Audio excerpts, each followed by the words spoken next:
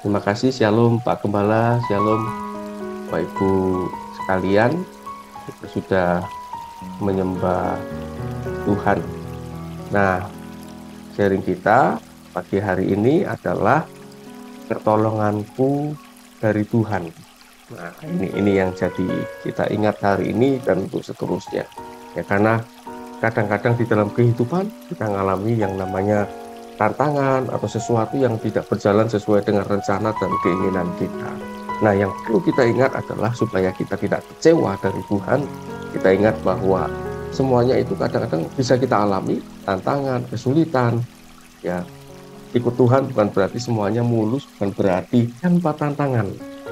Tetapi yang pasti janji Tuhan itu ya dan amin. Sehingga hari ini kita akan merenungkan bahwa pertolongan kita itu datangnya dari Tuhan. Ya, yuk kita akan belajar bersama-sama di dalam Mazmur 121. Saya akan share screen ya. Mazmur 121. Nah, ini dia ya. Di dalam ayat 1 kita belajar nyanyian ziarah. Aku melayangkan mataku ke gunung-gunung. Dari manakah akan datang tolonganku? Nah, jadi Mazmur 121 ini adalah nyanyian ziarah. Nah, artinya apa? Artinya bahwa Mazmur 121 ini sebuah nyanyian yang seringkali dinyanyikan oleh bangsa Israel ketika mereka itu dari berbagai tempat mendaki ke Yerusalem untuk melaksanakan beberapa hari raya Israel, ya, merayakan beberapa hari raya Israel dan untuk beribadah kepada Tuhan. Jadi ketika mereka dari berbagai daerah itu mendaki, ya, ibaratnya untuk beribadah pada Tuhan, itu mereka selalu menyanyikan lagu ini. Ya, judulnya kalau kita baca perikopnya adalah Tuhan penjaga Israel. Gitu. Nah, mereka menyanyikan ini tuh, ya, dengan nada mereka, misalnya gitu ya. Mereka menyanyikan ini supaya apa? Supaya ingat bahwa Tuhan itu yang menjaga. Nah, kita ini adalah Israel secara rohani. Kita perlu selalu ingat bahwa Tuhan itu dalam tanda kutip penjaganya kita, gitu ya. Jadi artinya Tuhan penjaga kita. Berarti Tuhan itu hansip, hansip ya Pak ya. Ya, ya, bukan seperti itu. Ya, tapi artinya Tuhan itu memiliki kesetiaan, memiliki komitmen untuk menjaga kita, gitu ya. Nah, ini yang membuat kita tenang sebenarnya. Ini. Oke. Biasanya ketika kita mengalami masalah, ya, bisa kesulitan, penyakit, atau hal-hal lain yang kita merasa kita kayaknya tidak mampu, gitu ya. Kadang-kadang kalau kita merasa mampu kan, ya udah tangan sendirilah, nggak usah berdoa, kadang-kadang gitu ya. Padahal biasakan apapun yang terjadi kita berdoa. Nah, ayat 1 ini perhatikan, nyanyian ziarah. Aku melayangkan mataku ke gunung-gunung, dari manakah akan datang tolonganku. Nah, ini seperti pengingat, dari manakah akan datang pertolonganku.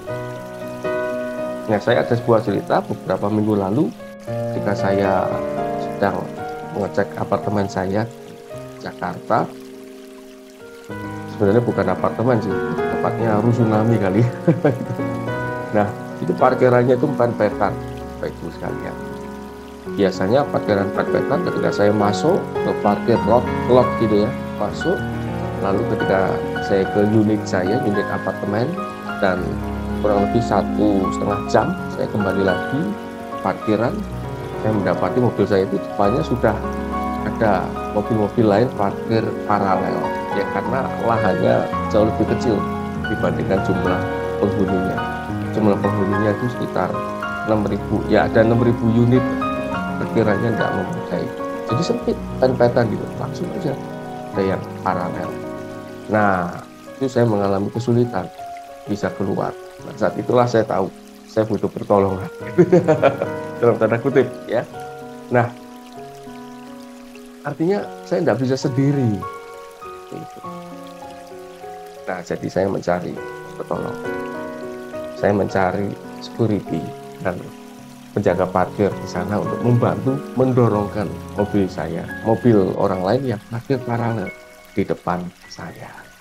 Nah, penekanan saya adalah ketika kondisi saya saat itu saya sendiri nggak mungkin dorong-dorong, ada banyak mobil, ada 2 mobil, ya, itu sederet mobil semua. Saat itulah butuh pertolongan. Ya, saya cari yang bisa menolong saya, yaitu security dan petugas parkir yang biasa dorong-dorong mobil.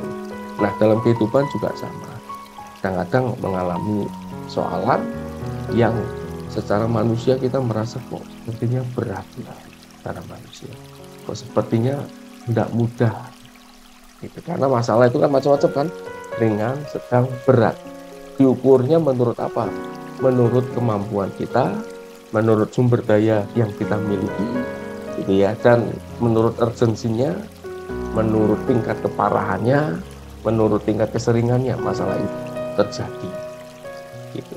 Nah, ketika suatu masalah itu kita alami, dan kadang-kadang bahkan seringkali Tuhan izinkan masalah itu terjadi. Sampai dalam satu titik kadang-kadang kita merasa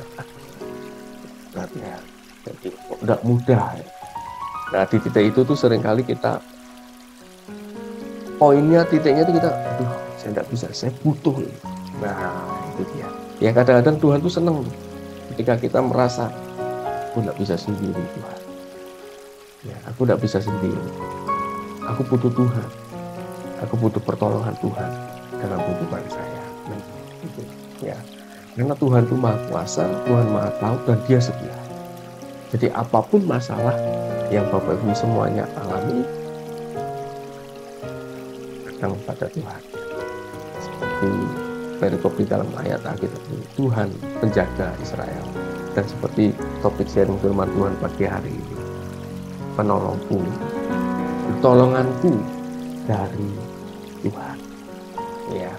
Nah, ayat 1 ini ketika karena ini seseorang ya mencari pertolongan, yang dia lakukan apa? Melayangkan matanya ke gunung-gunung. Gunung itu simbol apa? Gunung itu simbol tempat yang lebih tinggi dibanding yang lain.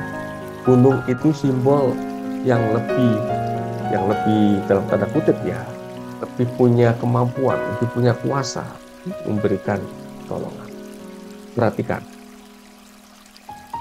ayat 1 ini, melayangkan mataku ke gunung-gunung. Nah, ini kebiasaan beberapa orang.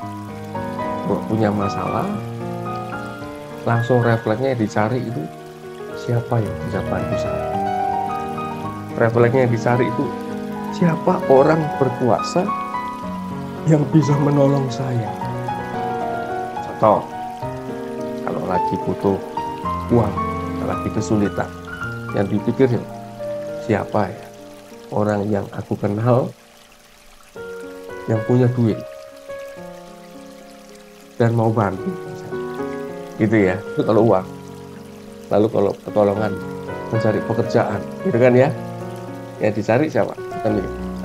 Siapa yang punya posisi jabatan di suatu pekerjaan, siapa ya yang punya kuasa untuk memberikan saya atau anak saya atau keluarga saya pekerjaan, siapa ya. Jadi kita punya kecenderungan mencari siapa, gitu ya. Nah, ini tidak salah, cuma kita berbicara adalah prioritasnya. Sebenarnya mana dulu yang harus kita lakukan, gitu ya. Oke, yang perlu kita lakukan adalah kalau punya masalah, datang pada Tuhan, kita doa, kita ingat karena Tuhan itu pertolongan. Di dalam ayat 2, perhatikan, kalau pertama ini melayangkan mataku ke gunung-gunung, jadi mencari pertolongan dari luar sana. Tetapi yang betul adalah ayat 2. Ya, penulis Mazmur ini bagus ya, yang dijadikan nyanyian ziarah. Pertama, melayangkan mataku ke gunung-gunung, coba cari-cari siapa. Tetapi nampaknya dia seperti sadar di dalam ayat 2 perhatikan. Pertolonganku ialah dari Tuhan yang menjadikan langit dan bumi. Nah, ini Bapak boleh catat ya, ini ayat nas ya, dan boleh dikatakan pertolonganku ialah dari Tuhan yang menjadikan langit dan bumi. Nah, ini sudah pakem ya, ini salah satu kekuatan dari anak-anak Tuhan, sebuah keyakinan bahwa kalau kita mengalami masalah seberat apapun, kita yakin pertolonganku ialah dari Tuhan. Nah, ini bukan dari siapa, tapi ini dari Tuhan. Lalu di sini ada penekanannya yang lain. Tuhan itu siapa? Yang menjadikan langit dan bumi. Ini adalah pribadi yang berkuasa. Dia yang menjadikan dan menciptakan langit dan bumi dan segala isinya. Dia yang menciptakan kita, yang membuat kita lahir ke dalam bumi. Bahkan kita baru merayakan Jumat Agung ya beberapa waktu yang lalu, bahwa Tuhan itu bahkan rela turun ke dalam dunia untuk apa? Menebus manusia.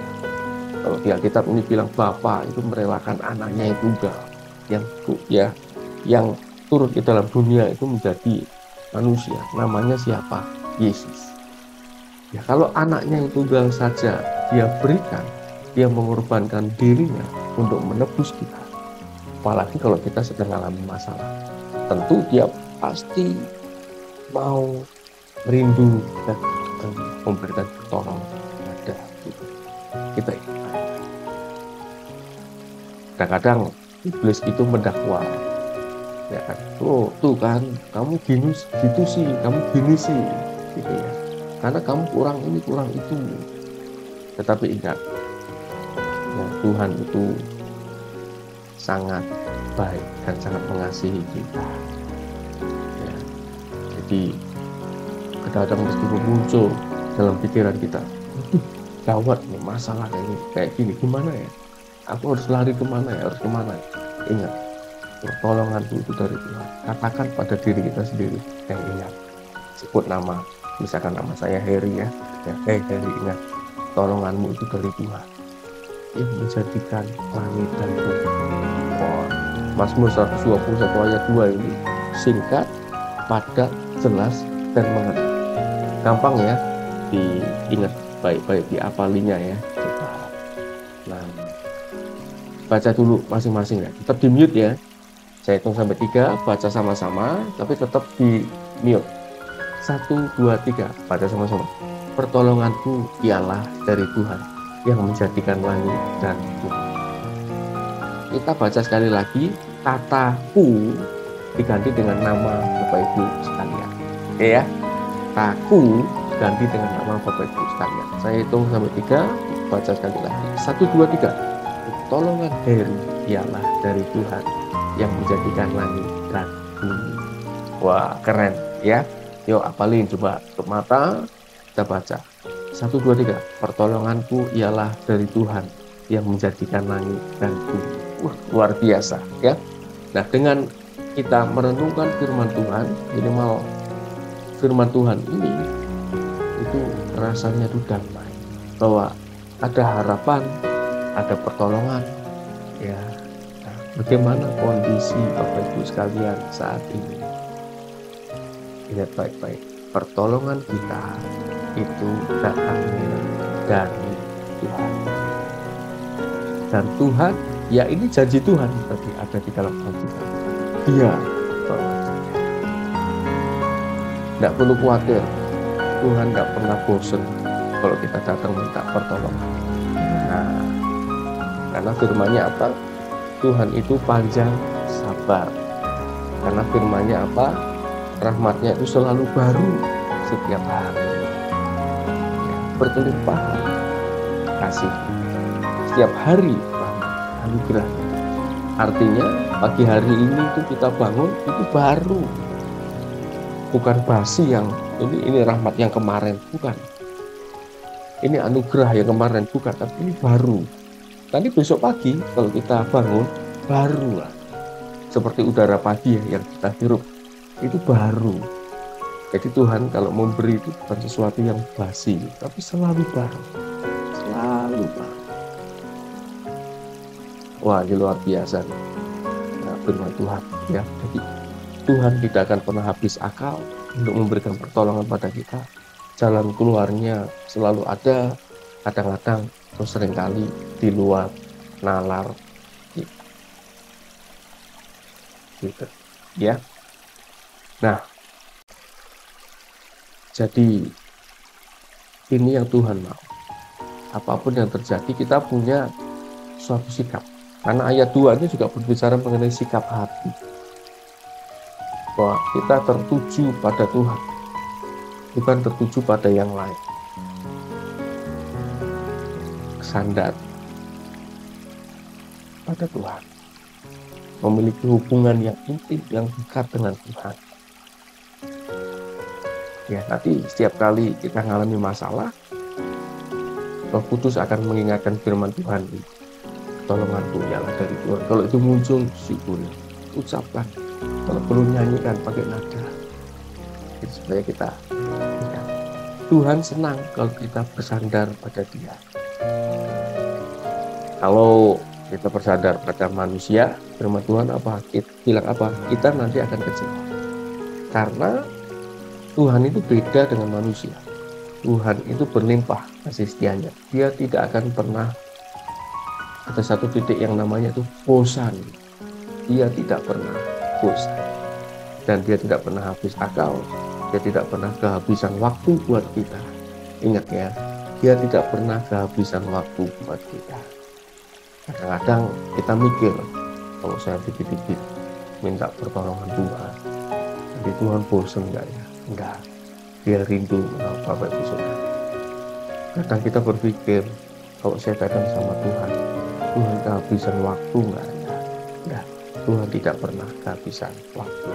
Karena firman-Nya mengatakan apa? Yang menjadikan langit dan bumi. Wah, luar biasa. Ya. Nah, Tuhan mau kita punya sikap hati bersandar penuh kepada Dia. Itu yang Dia mau. Karena itulah kadang-kadang Tuhan izinkan masalah terjadi, kita merasa, aduh, di luar kemampuan kita. Ya, kadang-kadang bahkan kita sudah coba cari pertolongan ke manusia sana sini. Tuhan izinkan mentok, tak ada yang bisa nolong. Baru yang namanya manusia itu kadang-kadang datangnya pada Tuhan kapan? Kalau kepepet. Kalau enggak, kadang-kadang ya, kalau kondisi lagi tenang, ya udah tenang, nggak usah menghadapkan. Kalau kepepet, Tuhan tolong. Wah. Ya udah, kalau kita datang sama Tuhan, Tuhan senang. Karena itu kadang-kadang Tuhan izinkan masalah terjadi supaya kita sadar bahwa Tuhan itu berkuasa. Tuhan itu paling senang kalau kita dekat sama Dia. Tuhan paling senang kalau kita mengandalkan. Ya, kita baca sama-sama di dalam Yeremia 17 ayat 5 sampai 8. Wah, luar biasa. Saya share ya. Nih, Yeremia 17, Bapak Ibu boleh catat ya. Ini semuanya janji Tuhan yang menyenangkan dan menenangkan. Wah, ya, Yeremia 17. Oke. Nah, ayatnya 5 sampai 8. Nah, ini ya. Beginilah firman Tuhan. Perhatikan. Terkutuklah orang yang mengandalkan manusia. Perhatikan. Ini agak keras memang ya, di dalam Yeremia ini bilang terkutuklah orang yang mengandalkan manusia. Artinya apa? Ini sebuah penekanan bahwa jadi gini, Bapak Ibu, karena itu kita baca PRF setiap hari, baca Alkitab, merenungkan Alkitab setiap hari. Meskipun aku sudah pernah baca terus, ulang-ulang tidak apa-apa. Ya, Bapak Ibu akan menemukan bahwa meskipun kita sudah baca perikop yang sama, tapi nanti akan dapat sesuatu yang baru. Ingat ya, meskipun Bapak Ibu, saya sudah baca Alkitab Pak, dari Kejadian sampai Wahyu, selesai, berulang-ulang. Mosok saya harus baca lagi, ulang lagi. Bosen loh Pak? Tidak bosen. Karena apa? Firman-Nya yang tadi saya sampaikan tadi apa? Bahwa rahmat-Nya selalu baru setiap pagi. Bapak Ibu akan selalu Tuhan berikan pengertian-pengertian yang baru dari firman Tuhan. Meskipun sudah sering kita baca, karena firman Tuhan itu tidak pernah basi. Pewahyuan, pernyataannya, rema yang dari Roh Kudus itu selalu baru, tidak pernah bosan.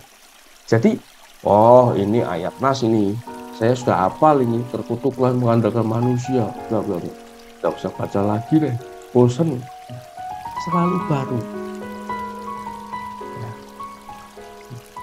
Jadi selalu baru. Perhatikan, ini penekanan ya, dengan kita baca Alkitab, merenungkan Alkitab, apalagi semakin sering kita tanpa sadar semakin mengenal Dia, semakin ngerti seleranya Tuhan, maunya Tuhan itu apa yang Dia tidak sukai, apa yang Dia sukai, apa yang membuat Dia itu senang banget sama kita. Ya, nih kalau ada kata terkutuk, artinya Tuhan itu sangat tidak suka pada orang yang mengandalkan manusia. Tuhan tidak suka. Satu. Yang kedua, Tuhan tidak suka sama orang yang mengandalkan kekuatannya sendiri. Meskipun secara manusia kita mampu, tapi ini sikap hati, bukan dengan kekuatan. Semuanya itu karena Tuhan. Saya ingat Pak Kepala kita nih, Pastor Agung, ya, ketika waktu itu mulai dipercayakan Tuhan ya untuk mengembalakan Rantera bagi gembala. Dia bilang gini, Pak Pastor Agung bilang gini, modal saya itu modal dengkul, modal lutut. Artinya apa? Tidak mengandalkan kekuatan sendiri. Dengkul atau lutut itu simbol apa? Berlutut, simbol apa? Berdoa, penyerahan kepada Tuhan. Tidak bisa dengan kekuatan sendiri. Jadi gembala itu benar. Ya, mau di dalam kerjaan kita sehari-hari, ya pekerjaan itu pelayanan kita kan di dalam tertulis ya, pelayanan kita maupun pelayanan kita di dalam organisasi gereja gitu. Semua itu tidak bisa kalau dengan mengandalkan kekuatannya sendiri gitu. Ya, saya pernah dengar kesaksian seorang hamba Tuhan. Wah, ini luar biasa. Jadi hamba Tuhan ini gini, dia sudah bikin plan buat anaknya. Plannya tuh sejak anaknya kecil saya sudah plan gini kata dia. Saya sudah bikin plan, anak saya nanti kalau besar sekolah di mana, kuliah di mana, kerjanya nanti model seperti apa, buat plan buat anak-anaknya. Secara manusia dia buat plan, tetapi yang dia lakukan apa? Plan yang sudah dia buat itu, dia bilang, saya bawa pada Tuhan. Dia bilang, Tuhan, ini plan rencana saya buat anak saya sampai dia dewasa nanti. Tapi Tuhan, kalau rencana yang saya buat ini tidak sesuai dengan kehendak-Mu, silakan Engkau interupsi Tuhan. Wah, keren ya. Silakan Engkau campur tangan, Engkau interupsi supaya ingatkan saya, supaya saya ubah sesuai dengan kehendak-Mu. Wah, bagus ya. Nah, ketika saya dengar itu, ya ini benar. Artinya begini, kita merencanakan sesuatu boleh nggak? Boleh.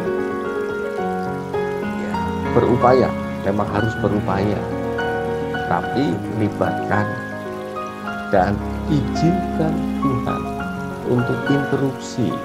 Kalau tanda kutip ya, rencanamu salah loh, nggak sesuai kehendak-Ku loh, izinkan. Karena itu Bapak, kita kalau perlu doa gini, Bapak, Aku sudah punya rencana atas kehidupan. Itu serahkan sepenuhnya hidupku dalam tanganmu dan paksakan rencana dan kehendak-Mu dalam hidupku. Gitu. Doa, paksakan rencana dan kehendak-Mu dalam hidupku. Ya, sehingga nanti apapun yang terjadi, Dia akan memaksakan rencana dan kehendak-Nya atas hidup kita. Itu baik. Ya, karena apa? Tuhan itu bukan pribadi yang dalam tanda kutip ya suka maksa gitu. Nah, ya. Karena apa? Kalau Dia sudah maksa, pasti semua manusia sudah mau tidak mau bertobat. Ya, tapi yang terjadi apa? Ya, setiap orang tuh Tuhan rindu. Ya, manusia tergerak tuh datang pada Tuhan. Ya, meskipun Tuhan memberikan kita anugerah atau karunia untuk bisa mengenal Dia. Kalau bukan Dia yang manggil kita, tidak bisa. Itu kan ya, itu dari pihak Tuhan. Tapi dari pihak kita, Tuhan itu mau kita yang mengulurkan tangan kita. Tuhan sudah memberikan anugerahnya, memberikan tangannya, memberikan pemberian, misalnya tisu. Tapi Dia tidak maksa. Kalau Anda tidak terima, ya tidak apa-apa. Tuhan mau Dia ngasih tisu, misalnya tangan kita terulur kepada Tuhan, maunya kita. Mau apa? Kata Tuhan, tolongan sama. Tuhan sudah sediakan. Bukan belum, sudah sediakan. Tinggal kita mengulurkan tangan kita. Nah, uluran tangan itu bicara mengenai apa? Iman kita, percaya kita pada Tuhan. Pertolonganku dari Tuhan. Itu bukan hanya keluar dari mulut, tapi dari hati. Keluar dalam perkataan, dalam tindakan. Itu sikap hati. Saya lanjutkan. Ini artinya penting ya. Dan perhatikan, Dia hatinya menjauh daripada Tuhan. Perhatikan. Ya, berarti 3 hal ini yang Tuhan paling tidak suka. Terkutuklah orang yang satu, mengandalkan manusia. Kalau apa-apa larinya, pikirannya, siapa yang bisa nolong saya? Nama-nama siapa? Sudah kita list, cari daftar list. Nanti saya mau datang ke Bapak ini, telepon ini. Tapi Tuhan mau mengandalkan bukan manusia, Tuhan. Manusia bisa bosan. Ya. Yang kedua, Tuhan tidak suka yang mengandalkan kekuatannya sendiri. Sok pintar, sok jago. Tidak usah doa. Sudah biasa, bisa. Mau kerja, terserah. Saya sendiri bisa. Nah, gitu ya. Ingat, saya jadi ingat kejadian menara Babel, ya, di mana semua orang-orang manusia itu ya berkumpul. Ya. Sebuah tempat dia bangun menara yang sangat tinggi. Nah, dia pikir, supaya hebat, ya, supaya tidak tercerai berat mereka, gitu kan ya, supaya mereka itu hebat lah dengan kekuatan sendiri. Tapi apa yang terjadi? Tuhan tidak suka. Ini apa? Hancurkan itu. Menara Babel, gitu kan ya. Tapi karena Tuhan sayang pada kita, Dia ingin mendidik kita untuk mengandalkan Dia. Kadang-kadang kita bandel, ya, plan sendiri, tidak mengandalkan Tuhan. Kadang-kadang bisa loh berhasil, bisa. Tapi karena Tuhan itu lebih fokus pada pribadi kita supaya bergantung pada Dia. Kadang-kadang Tuhan izinkan dihancurkan porak-poranda. Kerjaan kita kadang Tuhan izinkan. Terus Tuhan kok hancur? Oh iya ya. Kemarin ada satu yang lupa. Pernah nggak Bapak Ibu? Semua sudah diplan dengan baik, sudah disiapkan dengan baik. Awalnya mulus, sekarang hancur ya. Apa yang salah? Kurang apa ya? Kurang ini, kurang itu. Kadang-kadang simpel, kurang apa? Kita tidak menyerahkan itu pada Tuhan kadang-kadang. Oh ya. Karena itu Ada masalah, datang pada Tuhan, nanya. Nanya pada Tuhan, masalah, persoalan. Nanyanya bukan gini, why me? Mengapa saya Tuhan? Bukan gitu. Nanya bukan, kenapa? Nggak, bukan, tapi tanya, Tuhan, apa yang aku terlewat ya Tuhan? Apa yang salah? Tuhan ingatkan aku. Nah itu nanya, gitu ya. Nah, perhatikan. Dan yang terakhir, perhatikan. Ia, yaitu orang yang ini mengandalkan manusia, kekuatannya sendiri, hatinya. Ya ini satu paket ya teman-teman ya. Orang yang mengandalkan manusia, kekuatannya sendiri, itu biasanya hatinya memang tanpa sadar menjauh. Ingat tuh katanya menjauh. Jadi proses menjauh dari Tuhan. Ya kalau kita mulai apa-apa, jarang berdoa, jarang menyerahkan pekerjaan kita, rencana kita, kehidupan kita, pelayanan kita pada Tuhan, dan pikirannya itu mengandalkan manusia dan kekuatan sendiri, aku bisa. Itu suatu tanda bahwa kita tuh hati kita sudah mulai menjauh dari Tuhan. Jadi satu pak, ya. Ciri-ciri orang yang hatinya terpaut, nempel pada Tuhan adalah dia selalu mengandalkan Tuhan dan tidak mengandalkan manusia dan tidak mengandalkan kekuatannya sendiri. Apa-apa tuh Tuhan. Tanpa Tuhan tuh aku tidak mampu. Ya, kan ada lagunya kan, jika engkau tidak berjalan di depanku, aku tidak mau berjalan. Ya, harusnya seperti itu. Orang yang tidak mengandalkan Tuhan, ia akan seperti semak bulus di padang belantara. Ayat 6 ya, ia tidak akan mengalami datangnya keadaan baik. Ia akan tinggal di tanah angus, di padang gurun, di negeri padang asin yang tidak berpenduduk. Artinya hidupnya itu tidak akan baik. Ini bukan kutukan dalam tanda kutip ya, bukan, tapi ini pengingat. Ini pengingat. Perhatikan kehidupan kita. Kadang-kadang ada yang melupakan Tuhan, sudah coba ini usaha itu, coba ini masih kayak gini ya kondisinya. Mau dari segi finansial, keluarga, kesehatan. Mengapa ya Tuhan? Kayaknya apa sudah ingat tuh hati-hati berkat. Oh, lupa mengandalkan Tuhan. Nah kadang-kadang gitu ya. Nah perhatikan ayat 7, diberkatilah. Wah, kalau tadi apa? Terkutuk. Ini bedanya jauh ya. Terkutuk sama diberkati, seperti langit dan bumi. Artinya apa? Mengandalkan Tuhan itu sesuatu yang sangat penting. Bedanya orang-orang yang mengandalkan Tuhan dan mengandalkan kekuatan sendiri, bedanya seperti langit dan bumi. Ini bukan perkara sepele namanya. Ya, diberkatilah orang yang mengandalkan Tuhan. Ingat ayat 2, apalin perkatakan, ayat 7 perkatakan. Diberkatilah orang yang mengandalkan Tuhan, yang menaruh harapannya pada Tuhan. Ingat, ini janji Tuhan.